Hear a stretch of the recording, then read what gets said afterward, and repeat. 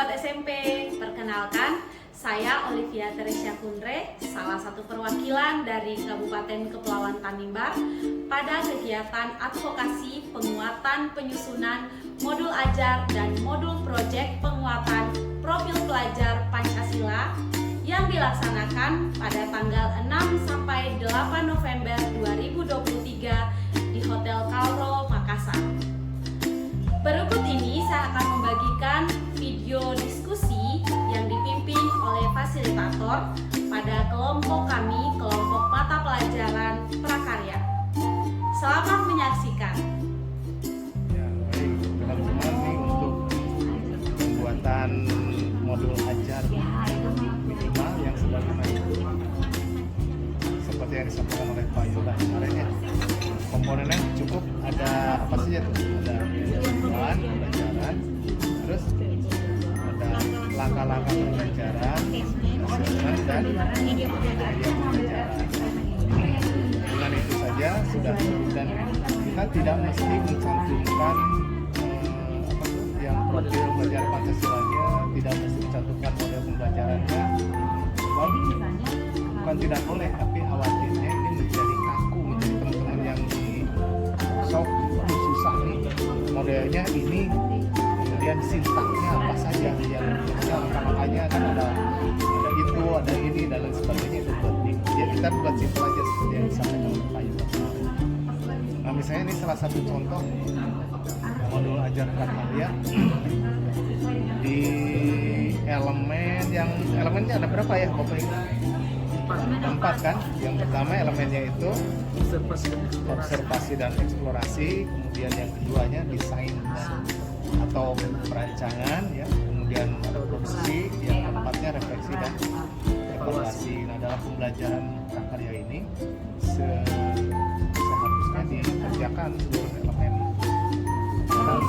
dalam satu materi gitu. Mungkin bisa disampaikan dalam setengah semester, bisa juga satu semester, tergantung dari banyak tidaknya materi yang disampaikan atau apa kompetensi yang sekolah menyampaikan.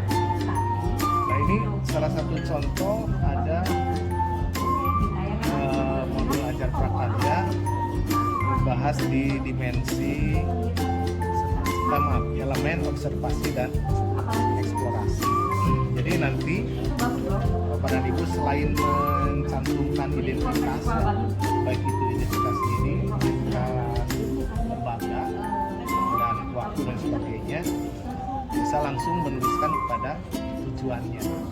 Tujuan pembelajaran itu kan di dalam prakarya ada 9 ya, ada 9. Boleh dituliskan semuanya.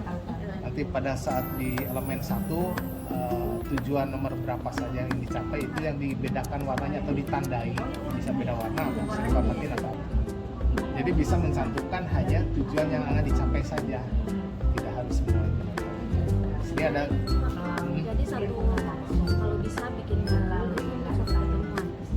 Satu pertemuan satu modul. Bagus ya, kalau gitu akan terlalu apa ya? Satu elemen aja. Satu elemen itu bisa beberapa pertemuan. Macam ini kan elemennya ada 4 ya. Nanti bisa pertemuannya bisa 10, bisa 15, bisa 12 tergantung dari tujuan.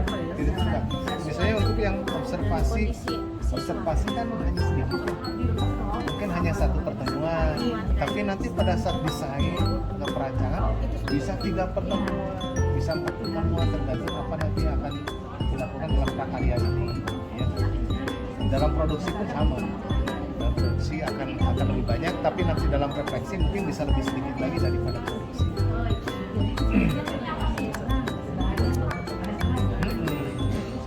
Kalau bisa bikin modulnya satu elemen, satu materi, satu elemen untuk beberapa kali pertemuan. Iya, bisa juga satu modul itu untuk 4 elemen, langsung di situ 4 elemen.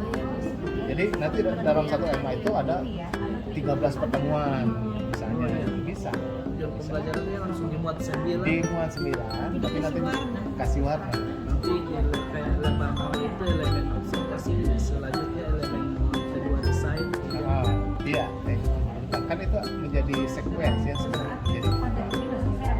Nah tujuan pembelajaran, kemudian di bawah tujuan pembelajaran bisa dicantumkan alokasi waktu dan elemen mana yang akan disasar di pertemuan ini atau di modul ajar bagian atas ini.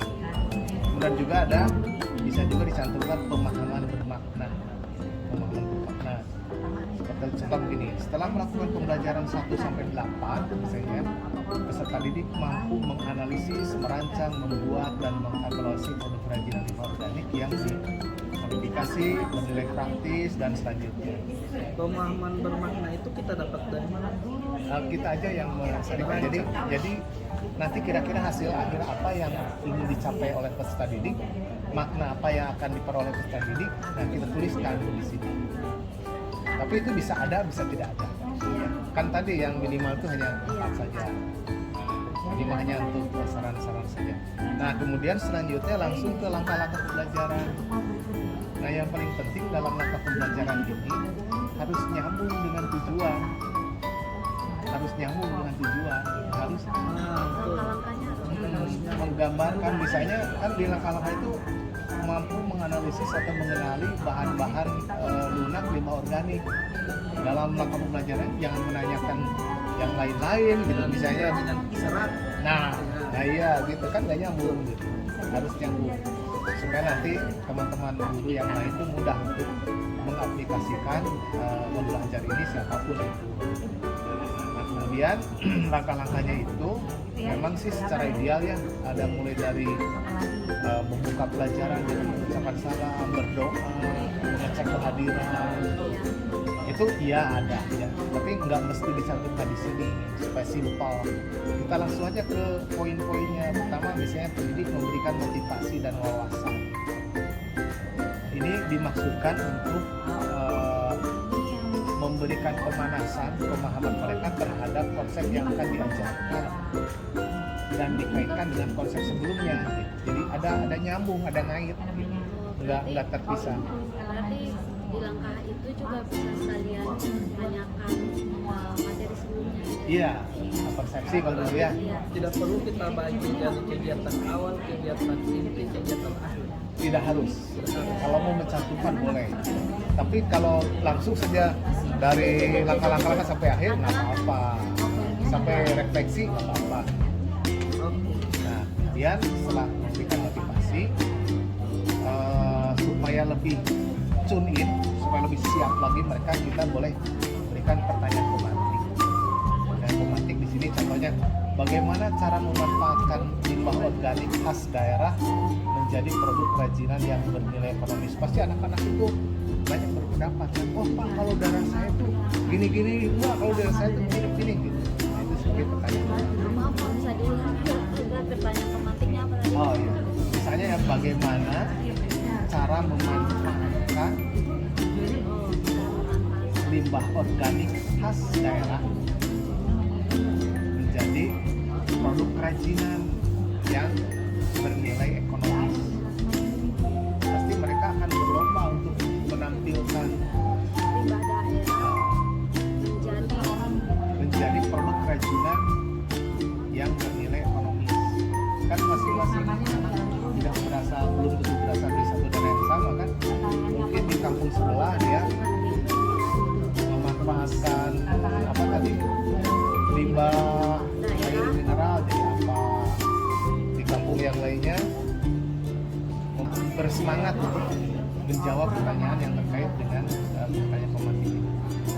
Nah, kemudian harus disadari bahwa peserta didik di dalam satu kelas itu kan kemampuannya belum tentu sama ya. Sehingga kita sebaiknya melakukan asesmen awal. Kalau dulu dikenal dengan asesmen diagnostik, kalau sekarang kita sebut saja asesmen awal. Nah, tujuannya kemarin apa masih ingat? Mengukur ketercapaian. Asesmen awal. Untuk memetakan Kemampuan awal kan? Kemampuan awal, dan yang kedua untuk untuk mengetahui kira-kira langkah apa yang harus dilakukan oleh peserta didik sehingga mereka lebih terlayani dalam belajar. Oleh guru. Nah di sini contohnya adalah guru nanti bisa membawa model-model atau barang-barang dari kerajinan ya dari limbah, bisa limbah kertas, limbah plastik, limbah kalau bisa, kalau tidak tampilkan gambar, Video, bisa video, bisa gambar. bisa tampilkan video ya, jelek-jeleknya cerita lah. Cerita, tapi itu mah janganlah. Kalau cerita kan ngawangnya nggak kelihatan. Nah, kalau itu mah kelihatan kan, oh ini. Nah, kemudian Bapak Ibu, bagaimana cara mengetahui bahwa anak ini sudah tahu nih ini apa, cara membuatnya seperti apa? Maka kita harus membuat semacam kolom pertanyaan. Kolom pertanyaan, misalnya begini. Pertanyaan pertama, nanti jawabannya hanya ya dan tidak saja. Tanpa menilai, hanya iya dan tidak saja. Misalnya yang pertama ini pertanyaannya tetap harus mengacu pada tujuan. Misalnya yang pertama, saya dapat menyebutkan lebih dari 5 jenis bahan limbah organik yang biasa digunakan untuk membuat produk kerajinan. Nah, jawabannya ya, tidak. Kemudian yang untuk pertanyaan kedua, saya dapat menyebutkan lebih dari 5 jenis alat untuk membuat produk kerajinan dari limbah organik. Jawabannya ya dan tidak. Yang ketiga terkait dengan saya dapat menjelaskan cara membuat satu bentuk produk kerajinan dari bahan limbah organik. Jawabannya ya tidak. Jadi yang 3 pertanyaan ini tetap mengacu pada tujuan. Yang pertama kan tadi menanyakan jenis-jenis bahan. Yang kedua menyebutkan alat yang digunakan untuk membuat kerajinan dari limbah organik. Dan yang ketiga dapat menjelaskan cara membuatnya. Nah, nanti dari situ Bapak dan Ibu bisa melihat komposisi yang menjawab ya dan tidaknya. Bagi yang menjawab tidaknya banyak atau tiga ya tidak, kita kelompokkan ke dalam sebuah kelompok, katakanlah di kelompok 1. Terus misalnya untuk yang menjawab tidaknya hanya 1, berarti iya-nya 2, kita masukkan ke kelompok 2. Dan yang menjawab iya-nya 3, kita masukkan ke kelompok 3. Ini tentunya kelompok yang paling bagus kan. Nah, nanti kelompok yang menjawab tidaknya 3, berarti ini paling lemah. Mereka dibuatkan lagi kelompok-kelompok, misalnya 4 orang atau 5 orang. Dan masing-masing kelompok ini akan didampingi oleh orang dari kelompok 3 yang semua menjawab iya. Atau yang paling banyak Nah, nanti dia akan mendampingi dalam pembelajaran, dalam membangun konsep-konsep yang ingin kita sampaikan kepada peserta didik. Nah, setelah mereka dikelompokkan, kelompok 1 berapa kelompok didampingi oleh orang dari kelompok 3, sementara kelompok 2 yang kelompok menengah itu biarkan mereka berkelompok juga, tapi tidak didampingi oleh kelompok 3. 2 dengan 2 saja, tapi 1 didampingi oleh 3. Maksudnya supaya kekuatan mereka dalam memperoleh pemahaman lebih seimbang. Nah, setelah itu nanti si peserta didik itu kita berikan pembelajaran yang sama dengan LKPD yang sama. Tapi sebelumnya supaya dalam mengerjakan LKPD itu mereka lebih mudah dan mendapatkan bekal wawasan, maka kita boleh juga menyampaikan beberapa tautan terkait dengan materi, ya, bisa terkait dengan video, terkait dengan gambar-gambar yang di situ menunjukkan produk kerajinan limbah organik. Berarti selesai mereka kerjakan LKPD, sebelum ke LKPD untuk mempersiapkan lebih bagus lagi ya. tampilkan Nah, dulu. dikasih link itu, mereka biar diskusi dulu, lihat-lihat dulu kan gitu. Tadi yang kelompok 3 sambil mensosialisasikan yang kelompok 1 ini loh, ternyata ada ini. Kemudian setelah itu disampaikan, baru semua kelompok mengerjakan pekerjaannya dengan menggunakan LKPD. Jadi LKPD-nya sama. LKPD ini isinya di dalamnya contohnya ya, ada bentuk produknya namanya apa. Nanti di kolom berikutnya jenis bahan limbah dari produk yang disebutkan tadi apa. Kemudian jenis alat yang digunakan untuk membuat kerajinan dari bahan tadi apa, tekniknya bagaimana, prosedur pembuatan seperti apa, cara pemasarannya bagaimana. Ini kelompok 1 tentunya akan merasa kesulitan kalau tidak didampingi oleh kelompok 3. Harapannya dengan adanya kelompok 3 ini dia bisa membantu memberikan pemahaman yang baik pada kelompok 1. Nah, kemudian setelah mereka mengerjakan itu, kemudian mereka boleh melakukan presentasi masing-masing kelompok kalau ada waktunya, atau perwakilan dari satu atau dua kelompok, supaya nanti akan ada proses diskusi yang akan menguatkan konsep-konsep yang sudah ditemukan oleh mereka sendiri.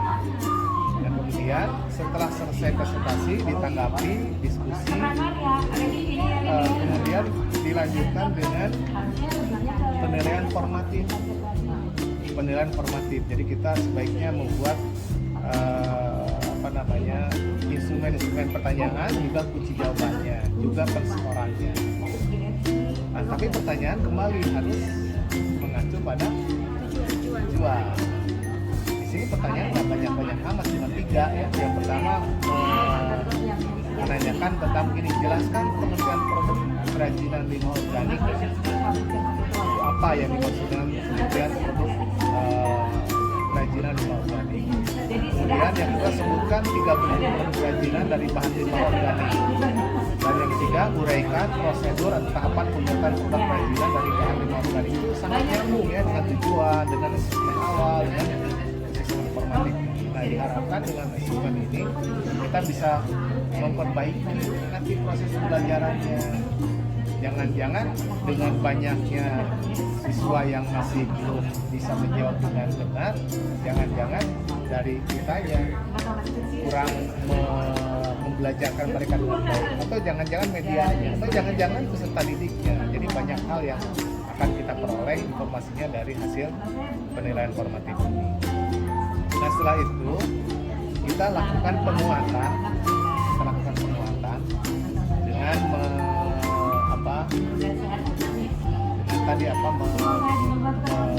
menanggapi terkait dengan hasil tes formatif. Kita lakukan penguatan, dan tidak ada salahnya kalau masih ada waktu, mereka misalnya diberikan waktu untuk mengkonfirmasi jawaban-jawaban tadi kepada temannya atau kepada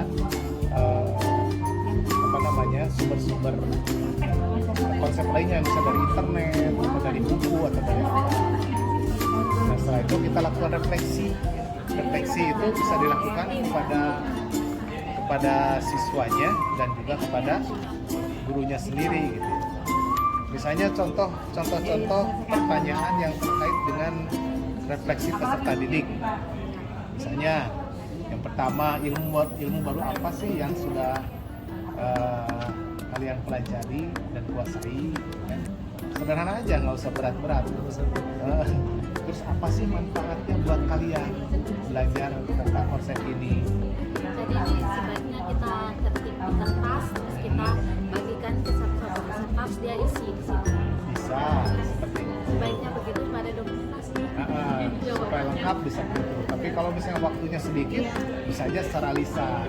Jadi perwakilan. Diambil beberapa ini. Nanti sebelum menjawab, bagusnya mereka sudah ngacung dulu. Ya, sebelum dia menjawab, kan coba kira-kira apa sih manfaat kalian ini mempelajari ini? Coba siapa yang punya pendapat, siapa yang mau jawab. Nah, itu jangan coba, bagusnya jangan tunjuk yang pertama ngacu. Jangan. Karena yang pertama ngacu pasti pintar kan, yang kurang pintar pasti nggak akan pernah ada kesempatan. Terus coba pancing, coba masa nih cuma sekian orang yang ngerti. Tadi kita udah diskusi ya, coba acukan yang bisa malah semakin menjadi. Nanti kan makin banyak ya, itu makin ribut kan. Yang dituju adalah yang belakangan. Itu kalau saya ya, yang belakangan ngacung, dia kan paling gak berani, paling ragu kan, tapi kita hargai. Tiba-tiba dia akan senang kan? Coba menurut pendapat kamu gimana? Pendapat apapun kita harus puji. Bagus. Bagus. Yang lain mungkin bisa melengkapi, nah. Tapi yang ngacung pertama pasti sedih kan? Oh, saya nggak dituju. Nanti dia yang mengkonfirmasi. Nah, menurut kamu gimana pendapat temen yang tadi? Dia akan senang gitu. Oh, saya dihargai, yang belakang juga dihormati kan? Nah, kemudian setelah refleksi tadi ya, ada apa sih manfaatnya, kan gampang ya. Terus apakah kalian senang? Itu pasti jawabannya. Ada nggak yang tidak senang? Gitu. bahagia karena jamnya mau berakhir gitu. Bisa aja. Nggak apa-apa, yang penting mereka senang kan. Kemudian apa kendalanya? Coba kamu yang merasa kesulitan, kira-kira sulitnya apa? Sok ceritakan ke ibu. Seperti apa? Jangan malu-malu. Semua yang bilang senang nanti mereka jawab kendalanya nggak ada, Bu. Harapannya seperti itu kan gitu. Nah, tapi nanti kalau di elemen apa tadi Pak? Yang terakhir itu elemen produksi ya?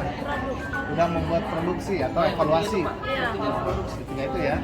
Maka bisa ditambahkan apakah kamu bangga dengan apa yang sudah kamu buat, sudah kamu susun. Bisa juga di rancangan Pak. Kan mereka membuat rancangan bisa tertulis kan?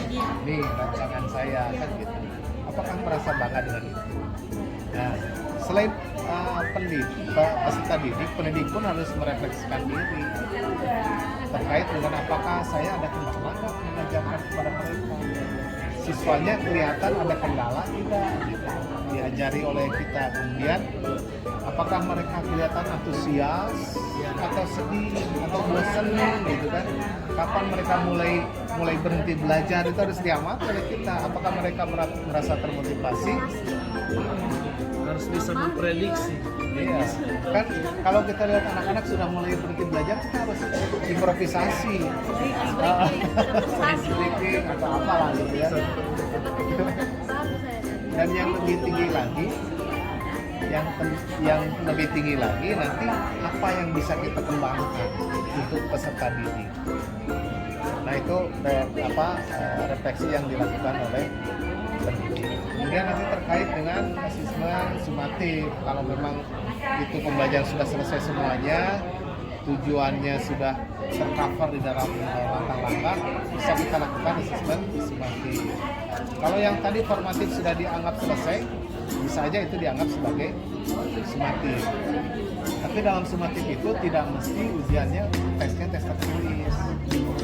Di SAN juga bisa, unsur kerja juga bisa, tapi tetap semuanya harus mengacu pada tujuan. Jadi asesmen itu menjawab dari yang tujuan inginkan, harus nyambung.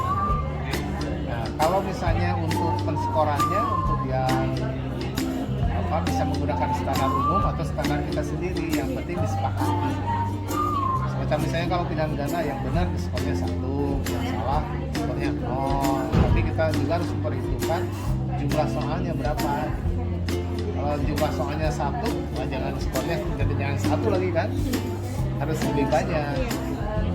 Kemudian kalau yang urean, selain kita harus membuatkan kunci jawaban yang standar, juga harus mempertimbangkan seberapa rumit ini soal, sehingga nanti akhirnya akan pada pertimbangan skornya. Kalau yang rumit skornya harus lebih besar, lebih tinggi daripada yang gampang jawabannya. Nanti untuk penghitungannya menjadi skor status, orang matematik nih yang lebih ahli untuk dipresentasikan pencapaian. Nah, sedangkan untuk yang apa tadi yang kunci kerja ya, yang kunci kerja ini kita harus susun rubriknya. Rubriknya misalnya langkah-langkah atau tindakan-tindakan apa saja yang diinginkan itu ditanyakan di sana. Misalnya kalau dalam IPA ya, atau dalam IPA misalnya kemampuan merangkai alat. Kemampuan merangkai alat.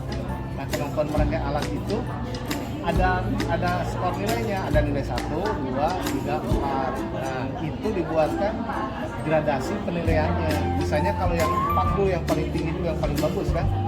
Kemampuan merangkai itu merangkai secara benar, kemudian maksudnya kokoh, kuat, kemudian estetikanya bagus, kemudian satu lagi kerapiannya ya.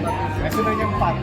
Kalau misalnya 3, nah kurangin 1, 2 kurangin 1 lagi, 1 kurangin 1 lagi. Nanti akhirnya dijumlahkan juga, skor perolehannya dibagi semuanya, dipresentasikan jadi skor 100. Gimana? Maksudnya untuk kasus untuk mata pelajaran IPA yang membuat rangkaian nanti kan penilaiannya bisa juga ditambahkan kalau rangkaian listrik. Nah, hasilnya tuh bisa ada, maksudnya ada lampu yang menyala, ada sampai rangkaiannya rapi bisa juga. Jadi untuk penentuan kriteria itu bisa kita yang menentukan sesuai dengan kemampuan anak dan sesuai dengan konsep yang diajarkan. Tidak harus sesuai standar saja. Yang penting mah fair menilai, membantu mengamati perubahan dari kemampuan anak. Karena kalau untuk menilainya kita juga banyak salah sebetulnya. Itu mungkin ada pertanyaan nggak Bapak Ibu? Udah cukup. Baik, oke, silakan dilanjutkan perjuangannya. Karya apa bukan untuk present kali Yang mana? asmati Unjuk karya, unjuk kerja, tes kerja kerja. Oh, tes performance. kerja apa karya kan karya juga boleh tahu. Boleh. Kurikulum Merdeka mah boleh, tapi maksudnya kan ngerti gitu maksudnya kan. Baik, demikianlah video diskusi tentang penyusunan modul ajar dari kelompok mata pelajaran prakarya. Semoga materinya bermanfaat dan sampai jumpa lagi pada video selanjutnya.